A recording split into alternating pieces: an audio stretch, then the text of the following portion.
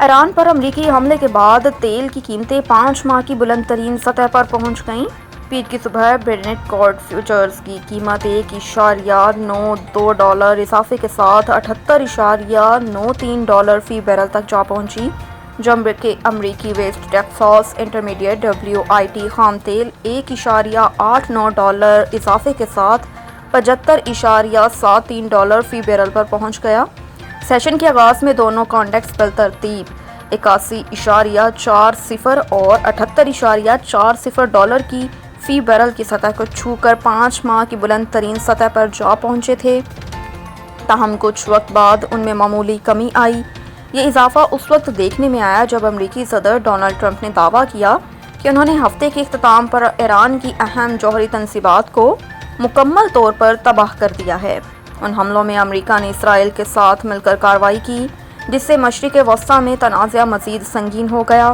ایران نے ان حملوں کے خلاف شدید رد عمل کا عندیہ دیتے ہوئے دفاع کا اعلان کیا ہے۔ ایران اوپیک کا تیسرا سب سے بڑا خام تیل پیدا کرنے والا ملک ہے، اور تجزیہ کاروں کا یہ بھی کہنا ہے کہ اگر ایران نے رد عمل میں اپنا حمض کو بند کیا تو عالمی رسد کا تقریباً 5واں حصہ متاثر ہو سکتا ہے۔ امریکی حملے کے بعد ایرانی فردو جوہری سائٹ کی کیا صورتحال ہے؟ سربراہ IAEA کا بیان سامنے آ گیا۔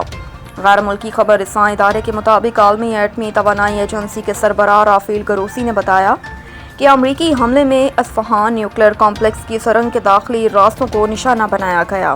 ان سرنگوں کو افروزہ مواد کے اسٹوریج کے لیے استعمال کیا جاتا ہے۔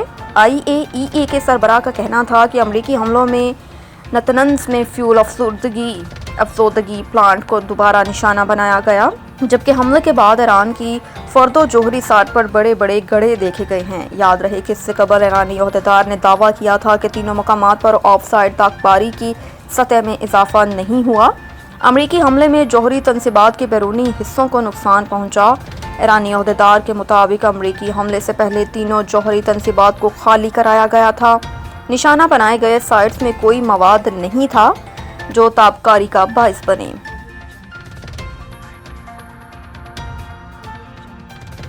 بلاول بھٹو نے پیپلز پارٹی کی طرف سے بجٹ کی حمایت کا اعلان کر دیا۔ قومی اسمبلی سے خطاب کرتے ہوئے پاکستان پیپلز پارٹی کے چیئرمین بلاول بھٹو زرداری نے خبردار کیا۔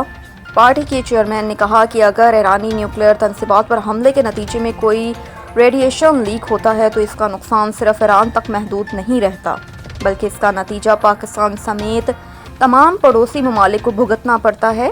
بلاول بھٹو زرداری نے نہ صرف اسرائیل کے ایران پر حملے کی شدید مذمت کی، بلکہ بھارت کے وزیر اعظم نریندر مودی کو ایک بار پھر اسرائیلی وزیر اعظم نتن یاہو کی سستی کاپی قرار دیتے ہوئے اسے ہر محاذ پر شکست دینے کا دعویٰ بھی کیا۔ اسپیکر سردار ایاز صادق کی صدارت میں جاری اجلاس سے خطاب کرتے ہوئے بلاول بھٹو زرداری نے کہا کہ ہمارے خطے میں بھی نتن یاہو کی ایک سستی کاپی موجود ہے، اور ہم نے اسے جنگ کے میدان، سفارتکاری کے میدان اور بیانیے کے میدان میں شکست دی ہے۔